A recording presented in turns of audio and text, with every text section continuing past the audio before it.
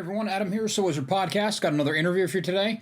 I got to sit down with writer-director Stephen Rutterford to talk about his newest movie, Finding Ophelia.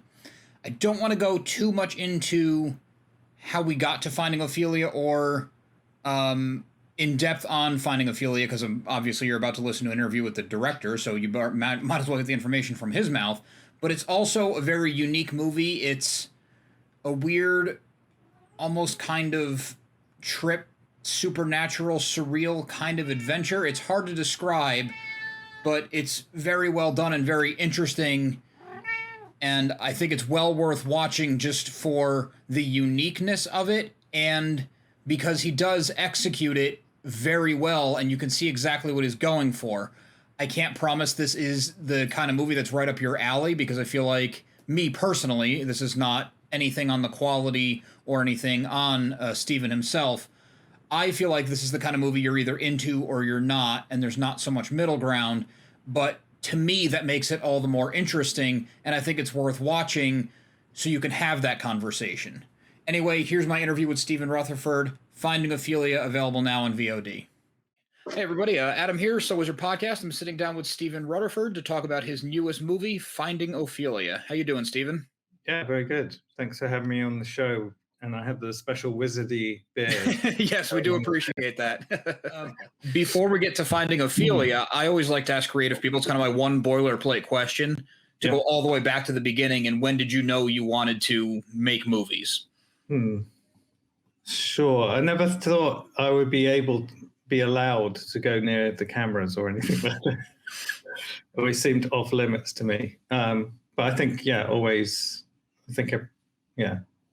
I guess as a kid, but probably more realistically in art college when you had access to things.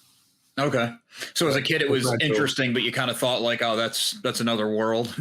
Yeah, it's a pipe dream. But I think I went into doing commercials, making TV commercials and that kind of thing. So that was kind of the closest I got to it, really. Okay. Was that it's probably still a good education on how to run a set and editing and telling a story in 30 seconds and all that?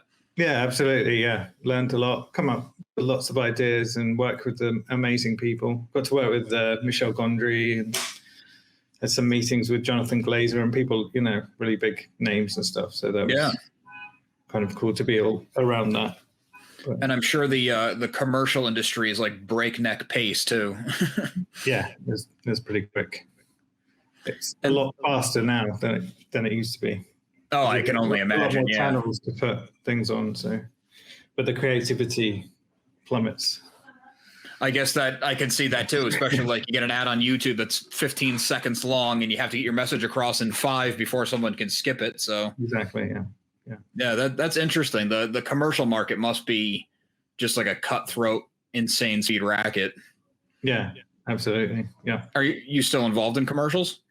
I do some, but I'm trying to do more stuff that's I'm doing a couple of projects where someone hires a bunch of directors to have their take on something, like kind of branded content. That's kind of more interesting to me. So if you hire me to advertise a project, like Converse sneakers or something, just in an interesting way, Well, so more creative fulfillment than just getting the job done. Exactly, more of an artist hire than do this, film this. Right. I can see that, especially after watching your movie, because that was very unique to you, and it's going to be fun to get into that. Sorry, I might have jumped the gun there, though, because you went to art college, you said? Yeah, I went to, surprisingly, I went to school back in the day, long time ago, yeah. Was that kind of like a general arts, or was it focused on film and video? And it was general. The first one I did was general art and design. So you did everything from, printmaking and textiles, photography, pretty much everything, painting, all that stuff. And then I thought, how will I get a job? So we went into kind of graphic design, and then it had advertising on there, and I didn't even know what it was. So I tried it out, but it was coming up with ideas and drawing them with a marker pad. So that seemed easier than working on a computer all day. It seemed a lot more fun and more well paid, so took that route. The marker pad, is that like kind of storyboarding? Storyboarding and, doing posters and that. You would draw, a scribble of an idea back in the day before kind of Macs were really mainstream, really. And then it became about photoshopping everything for hours. But you had less thinking time then. So it was kind of fun where you could just draw it and show it to a client. A Matchstick Man or someone getting in a taxi or something like that. Oh, okay, I see. So you're kind of presenting the rough draft, and then if they want to go for it, you polish it up. And yeah, exactly. Yeah, that does sound fun, honestly. Oh, it was great fun. You ever have a hard time coming up with like, oh man, I need 17 ideas a day. Like I'm dry. What do I do? Yeah, I guess like you could get fired if you do that a few times, but I don't think I hit any really bad walls, but normally you would have a partner to work with, so you come up with a lot more ideas, and that was a lot of fun.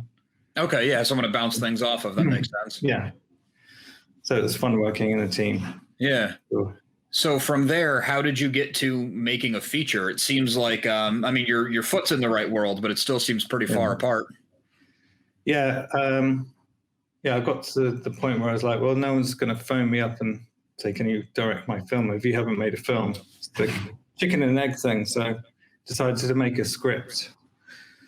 I think Ridley Scott or someone said, like, it all comes from the script. So once you have the script, then you're kind of fueled to go and make it happen. You can visualize it and kind of do it, really. So okay. And when you wrote it with the intention that you were going to direct it as well?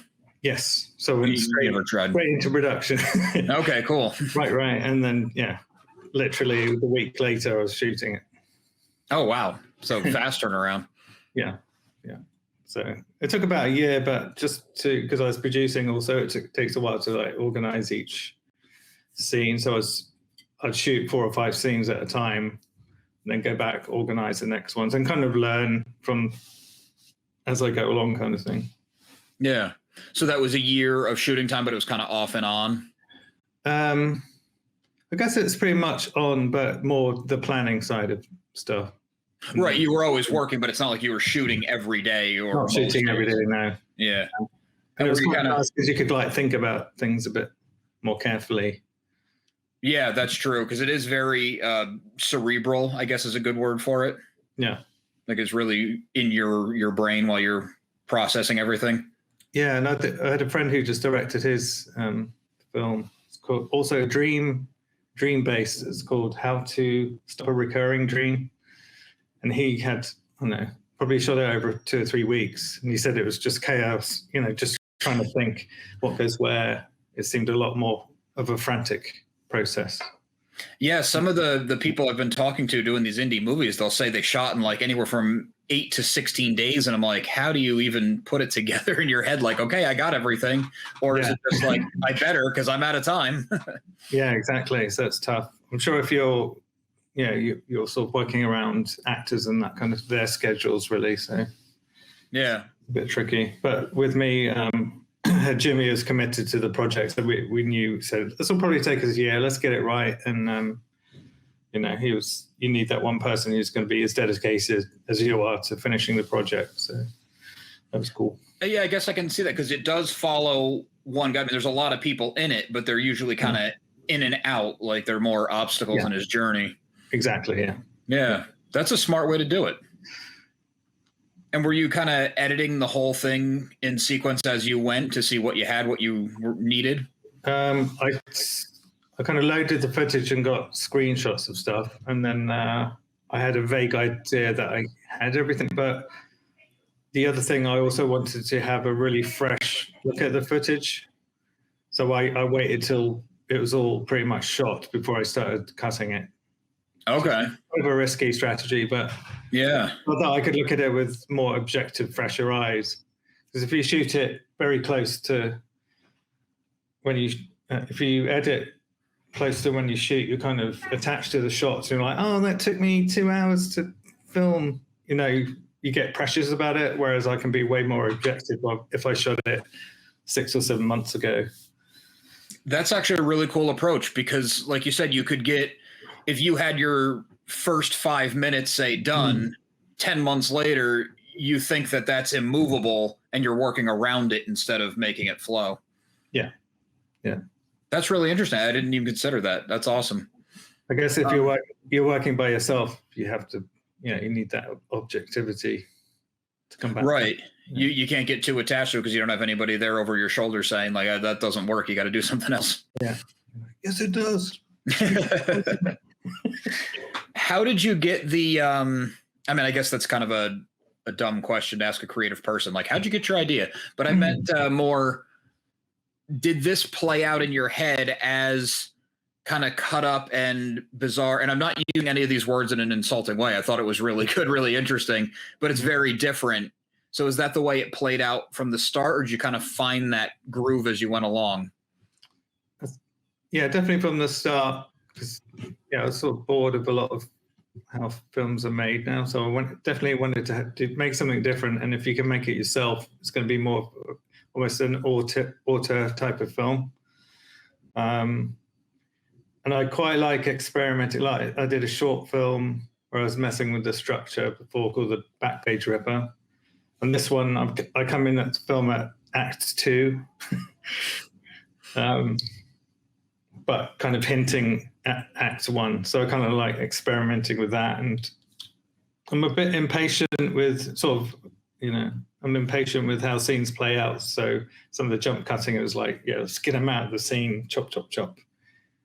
Okay, I can see that. Yeah, there's not a lot of added to the dreaminess of it as well, but it's kind of like I don't want to watch him walk from all the way there to there. Just get out. Right. And you're right. It does add to the dreaminess of it because it's always like, what is real, what isn't real, what's going on in his head, what's actually playing out, and it's all just very. It's scattered, but it's not. It's all there. It's all laid out, but. Yeah. It's really interesting for people listening. Obviously, I'm not telling you anything. And the music and the sound effects that went with it, you had to have been heavily involved because it's made to the cuts. It's very important. Before I did each scene, I would tell we had Prolificators and Ben Runyon Brain Orchestra. So I'd give them a sentence. This X happens in this scene. I want it to feel overwhelming and dark and that kind of thing. So it would be a very short sentence. Then they would go away and make the track, play it to me. And I thought, that works. Pretty much most of the time it worked. I said it'll have to be like 2 to 3 minutes long. So then I would have a track and then I would edit to that track. So it would perfectly cut to that track kind of thing. Yeah. I thought maybe you would cut it first and then they scored to the footage, but the way you did it it was probably easier on the musicians. I don't know about easier on you. Yeah, definitely easier for them, I think. I think it's hard if you tell musicians, especially like, working in advertising, when you have to cut, can we get it to crescendo on the product and get it to crescendo over here and crescendo some more on it, I feel sorry for musicians having to kind of re-edit stuff in a way. So try and make it as easy as possible, or collaborative as possible. So it's more of a mesh than a dictation. Yeah, more of a jazz riffing type of process rather than a dictation. Okay, yeah, like a lot of a give and take, and kind of an improvised feel without it being improvised, and Did you work with these musicians before? I worked with Ben before because I did a music technology course in Ableton software. So he was my teacher, and then we became very good friends, and he scored my short film, and I shot his music video. So we've had this kind of long collaboration together on projects. So that was good. Prolificators, I sort of met him in real life, and he was in my neighborhood, but I followed him on Instagram, and he was posting all these crazy experimental kind of guitar pedals and just crazy sounding things. I thought, he's going to be perfect for this. So I am buying into what he's selling, kind of thing, Yeah, I figured there had to be some, maybe you didn't know exactly the sound you were getting, but you had to know or have an idea of the kind of thing you'd be getting so that you knew it would work. Exactly. Yeah. Excuse me. Yeah, that's really interesting that you only worked with him once or twice, and it fits so well because the movie has very little dialogue as it is, and it could really almost be a silent movie with just that score carrying things along. Yeah. Yeah. I did toy with that because that would be good for international sales. I remember Mr. Bean cartoons sell very well across the world, or his shows used to sell well because it's just visual comedy, but it sells well in China and India, you know. Yeah, that's a good point. So yeah, it would be more of a global perspective, but you got like 5 lines you got to dub now. I did some subtitles, so some French and Spanish, so hopefully that's a lot of territories. Yeah, that's all you need. Yeah. Yeah. Was the minimalist dialogue part of the plan, just to keep it kind of more surreal? And yeah, I think the visuals make you join the dots in your mind a little more. Mm-hmm. Whereas when you start speaking or kind of spelling things out, it jolts you out of the zone a little bit into reality. Yeah, any exposition really would have kind of been like, oh, that's right, I'm watching a movie, not just trying to figure out, your brain processing, what are you taking in? Yeah, yeah. Because you had, all films were silent to begin with, and the talkies happened, and then it was like wall-to-wall dialogue, and then it's kind of bringing it back. It's almost like a minimalist approach, I guess. Yeah, for sure. I think, was it A Ghost Story? I thought that was nicely handled because it was quite long visual scenes, and then the dialogue was so impactful when you heard somebody say something. It was just very, much more impactful, I thought. Yeah, if I remember right, in that one, the only time there was a good amount of dialogue was in flashbacks. Yeah, and I think a party scene or something like that. Yeah, right. And I think that was intentional to jar you out of her new reality. Yeah. That's a good pull. This your movie kind of reminded me of, is it Under the Skin or Beneath the Skin with Scarlett Johansson? Yeah, like really tonal and very weird, and kind of took place in like almost like a side dimension. Yeah, I like that film. Jonathan Glazer, great director. Yeah. It kind of gave me that vibe. Not that it's the same story or anything, but yeah, same wheelhouse almost. Yeah, vibe. Yeah, and speaking of the story, I guess if you want to give the elevator pitch, maybe we should have done that up front. I think, it's not a film for everyone. I think it's quite polarizing, in fact. But if you're bored of traditional movie making, this is, it will be a different film. It's kind of, I'm totally not selling it now. The guy, William Edgar, he falls in love with a girl, but he's not sure if she's real or not. And finding the girl of your dreams can be a nightmare, is the tagline. Yeah, which is pretty perfect. He's, I guess it's shot. I was thinking the other day, it's almost like a one-person video game where you're following this character through this world kind of thing, and you're experiencing what he's experiencing. So that's kind of the perspective of the film. The most influential film on it was this movie called The Trial, which is an old Orson Welles film. And it was a Kafka novel about kind of businesses and the system, corporate systems. He gets arrested one morning. The cops don't know what he's done, and he doesn't know what he's done. He gets judged. Nobody knows anything, and he's kind of going through this world, but it's all from his perspective. So that was kind of inspiring, sort of the technique of it. I'll have to check that out. Yeah, visually amazing. I prefer it to Citizen Kane. It's a bold statement. Just my opinion. Yeah, now I definitely have to check it out now. For the main character, because the tagline "Finding the Girl of Your Dreams Could Be a Nightmare" made me think it was going to be like maybe not straight up horror, like some cerebral, just based on the trailer. But it really wasn't horror. Yeah, I guess it's more of a psychological. Yeah. it's hard to categorize films because say it's fantasy. Some people could say it's almost that almost sci-fi. But I say supernatural mystery would be my kind of spin on it. With Okay, yeah, I could see that. But it has elements of comedy as well. So yeah, it does have like a little bit of dark comedy vibe. Yeah. Shows up every now and then. But it felt to me like the protagonist, he was almost looking for a really positive story, like a really happy story, and he was just trapped in this other world that wasn't really allowing it. He was almost like painfully optimistic, which didn't seem like it was the tone, but at the same time it fit perfectly. Maybe I'm off base, but yeah, I think so. He was so absorbed and wrapped up in with her that he would do anything to just like go through these painful obstacles, I guess. Yeah. Quite happily. Yeah, like he was okay with all the weirdness, just trying to get to his goal. Like he didn't never really questioned it. Exactly. Yeah. I mean, I feel like I would have been losing my mind halfway through. Oh, she's not worth it. Give up. Yeah. I want to find Ophelia. I don't even know this person.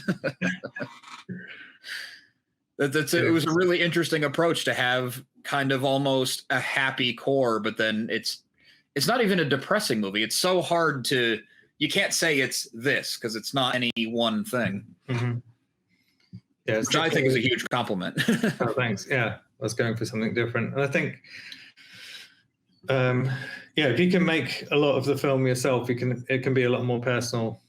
I kind of did it almost as an art project. I thought wanted this to be kind of an art film, but it has seemed to be a much broader audience than I thought. So I'm getting some really good responses to it.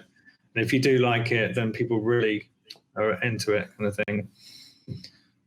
Somebody said I should probably aim it at the stoner market. You might freak them out too much. Yeah. That is interesting, and it is what you were saying before, where it's gonna be polarizing, but I don't think that should scare people off because I think either way you're gonna generate conversation. Exactly. The Midwest Film Journal didn't like it, but I saw that as a victory. So you've had it in festivals? Yeah, it did really well in festivals. Again, polarizing, like some the ones I thought it would hopefully get into this one, it didn't, but it got into some quite a lot, maybe like 20 or something. Oh, cool. That's huge. Yeah. So yeah, it was actually getting embarrassing. I stopped posting them.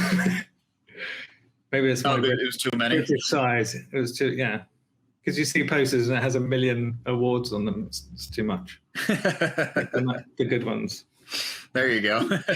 That's a good problem to have. It's, my movie won too many awards. What do I do with this? Couldn't get in the door because of the trophies. Right. Did you have a chance to see it with a live audience? Yeah, so I screened it with the crew in Miami and the crew and some friends in New York on the big screen, which was great. And then this week it's been playing in cinema in Hollywood. So we just had a big Hollywood opening, press opening, and it's playing once a day for a week. But the sound is incredible. The theater is really, really just set up. Hollywood knows how to show films for sure. I hope so. Yeah. Yeah, it's very impressed. So it's very immersive and a great experience. The arena screen Cine Lounge on Sunset. Oh, cool. Okay. Until Thursday. What's today? Tuesday? Yeah. Tuesday. Wednesday and Thursday. Yeah, 3 more days. That's awesome. So come on down. Bit of a flight for me, but if anyone else is local, definitely check it out. Yeah, I'll come to all of them. I'll answer any questions. There you go. Very cool. When you did see it with a live audience, did you have people reacting the way you thought or hoped they would at the right times? Yes, especially in LA. I think the LA folks really got it and laughed in all the right places, and some shocks of some gasps in others. So that was good. Yeah. Did you get a reaction that really surprised you? Like maybe they all laughed at something and you're like, oh, that wasn't a joke, or? No, I didn't know. It was good. It seems all on point, which was great. Awesome. Yeah. So you're right in tune with your audience. Yeah. I think if people are silent, then you think, oh, maybe, what are they thinking? Yeah, to me, that's the worst thing a movie can do is like when you leave, you forget about it 3 minutes later and you don't even talk about it with your friends. Because like it or hate it, if it generates conversation, I think the movie's a success. Yeah, absolutely. Hopefully it will make people think or feel something, feel emotions. Because it is kind of a stream of consciousness in a way. You should feel what he's feeling. So it should affect you in some way. Yeah, it kind of put me on edge in a way. Not like I was angry, but you're hanging on, and then the jump cutting keeps you super engaged because you don't want to look away for 10 seconds and miss something. Right. And it almost gave me like a small level of anxiety, not to be too dramatic, but watching it because he's going through all this stuff and he is kind of in a living nightmare or maybe asleep. Like it's very visceral. It's very cool. Yeah, I had a friend who watched it and he was very stressed out by the boss voicemails. Yeah. Too close to home. You'll find some element that's gets under your skin. Yeah, the stress definitely got under my skin. And I had a couple stressful things just in my personal, nothing outrageous, but it kind of compounded on that. And I'm like, oh man, should I be watching this right now? It's like when you're on your fifth coffee of the day and it's just ramping you up and you shouldn't be doing it. I've been there. I had someone dare me to drink the entire New York Times coffee list. How many is that? I think it was 120 places. I did it in a year and a half or something like that. Oh, geez. Sometimes I would go to 3 different places before work. Yeah, that's too much. So I enjoy coffee less now, but I still take it anyway. There you go. As a ritual. Right, you need it. Exactly. Where did you shoot the movie? Was it LA? No, in most of it in New York. And okay. Ironically, a lot of the interior scenes in Miami. Really? Yes. Was that just convenience? Cheapness. Cheapness. Value for money, I should say. But it was SoFlo Studios in Florida, and they had some sets. So we had like a jail, a hospital, interrogation room, like all that stuff. Yeah. There were all these kind of standing sets that are there the whole time. So that's what I was looking for. And it was so expensive in LA and New York, but I found this online. SoFlo Studios, look them up. But they shoot a lot of rap videos and they have access to boats and mansions and all kinds of stuff. Awesome. Okay. So it did have a lot of New York vibe, especially with like the cool colors you put over it and things like that. But I figured since you're based in LA, it might have made more sense out there. But I guess the cost thing didn't occur to me. I'm based in New York. I'm in Brooklyn, but I'm just out in LA for the week.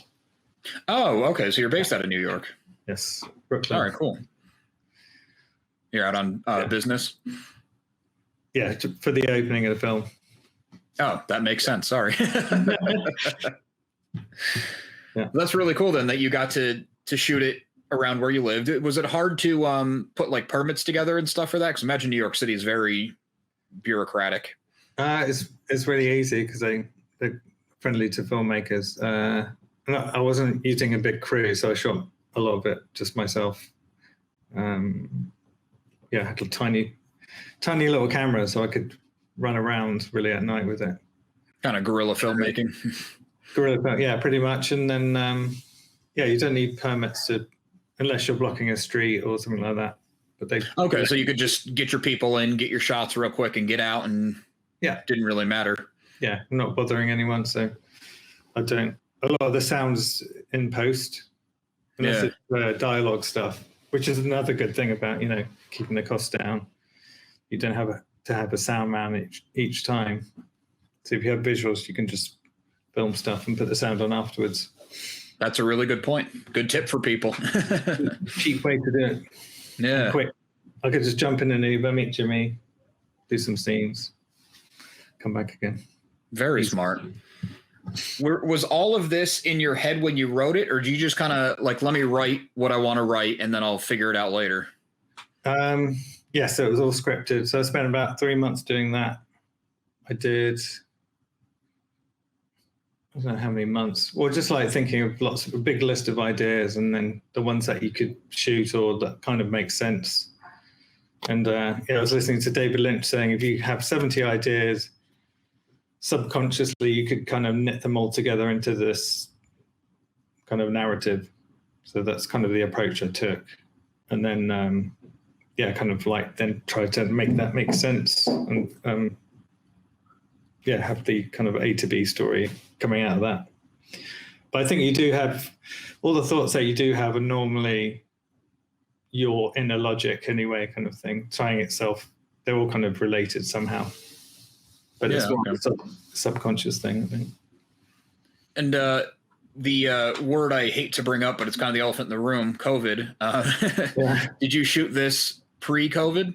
Yes, so I had, pretty much. There's probably a couple of scenes I did in the summer when it wasn't so bad, but pretty much all of it was before COVID. So then I had lockdown 3 or 4 months of just pure editing, so it kind of worked out well.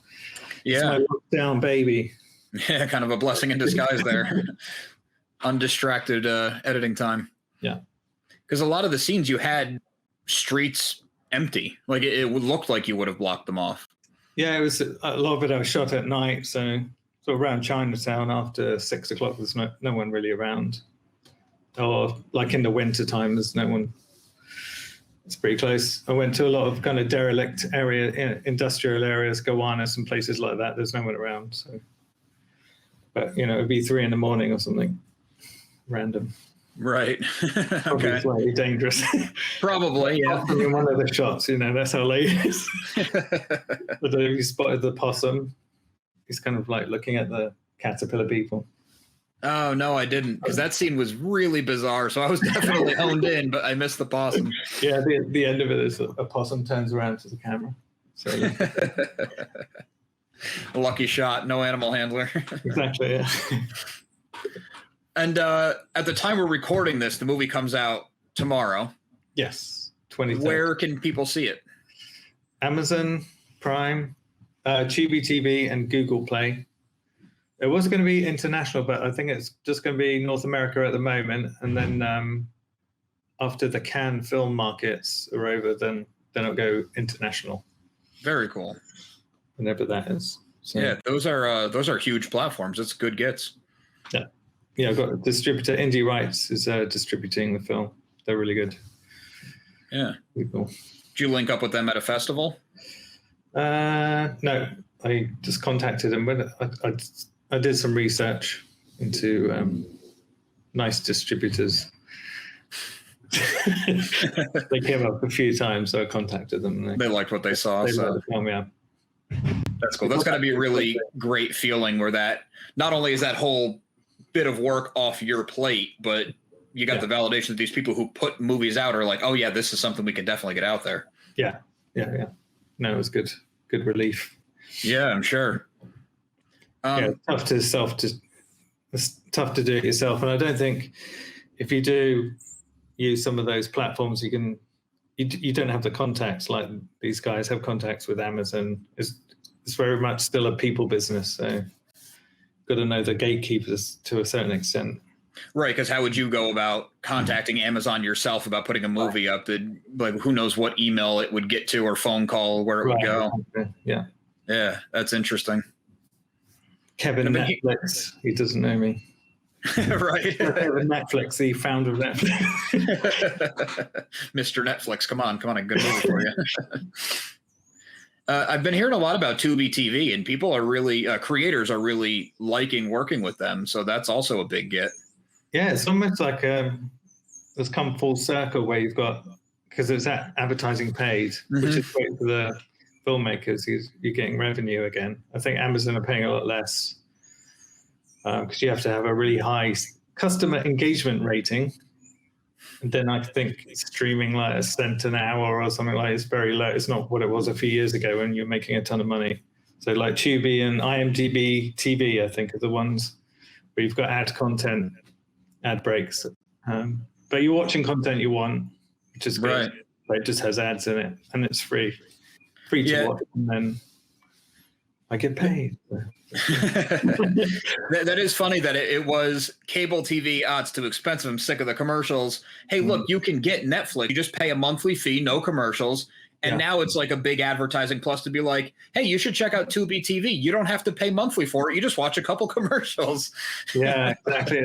I guess because there's so many subscriptions, not everyone's going to have a Hulu and Criterion and like every single, platform, because it is expensive. It really is. For sure, yeah. And a lot of people don't have jobs now, or since COVID, and looking for alternatives really. So especially because how many can you subscribe to?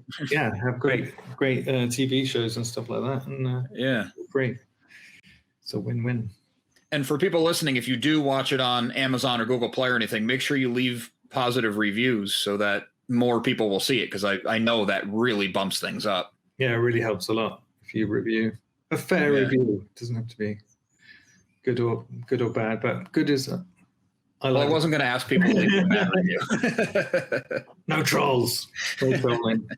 Right, exactly. There you go. Fair reviews, no trolling. Well, Stephen, I really appreciate you taking the time to come on. Sorry again about the time glitch. I'll be more careful in the future. Do you want to promote anything else? Send people your socials, maybe? Yeah, you can look on. So my Instagram's Arrogant Worm, which is kind of easy to remember. If you spell arrogant, that's 2 R's. Findingophelia.com. I just update that with reviews and where you can watch it. So that's a good one to go to. Probably those two. Findingophelia.com, Arrogant Worm, Instagram. Awesome. Well, thanks again for coming on. I really enjoyed the movie. I urge people watching this to check it out. Cool. Thanks very much, Adam. Thanks for absolutely. My wizardly beard. Definitely. I'd like to thank Stephen one more time for coming on to talk to me about his new movie, Finding Ophelia. It's available now on VOD. I highly recommend you check this one out. You should watch it with your friends or have your friends also check it out so you can sit around afterwards and really get into it and dissect it and discuss it, because there's a lot to talk about once you get through it. We have a lot more interviews, a lot more new movie coverage, and tons of things coming to the YouTube channel, so make sure you like and subscribe. Really helps us grow our audience, helps us know what you're after, what kind of things you like to see, so we can provide more content for you. Also, make sure you listen to So Wizard Podcast every single week, wherever you get your podcasts. SoWizardPodcast.com is your resource for reviews, recommendations, videos, merchandise, and more. So Wizard Podcast can also be found on Patreon, where for as little as $1 a month, you get multiple monthly bonus shows. And we love hearing feedback, so drop us a note in the comments or leave us something on social media. All the accounts can be found after the show and in the show notes. And on a more personal note, a good friend and I have an ongoing comic series. The final issue for the first chapter is coming out now. It's called Social Studies. Probably should mention that. You can find it at socialstudiescomic.com. It's a slice-of-life comedy comic about the high school experience, all the ridiculousness that goes along with it. We take all that, cram it through the prism of the 90s cartoons that we grew up on, and the results are fun, funny, bright. It's a cool comic. socialstudiescomic.com. Thanks.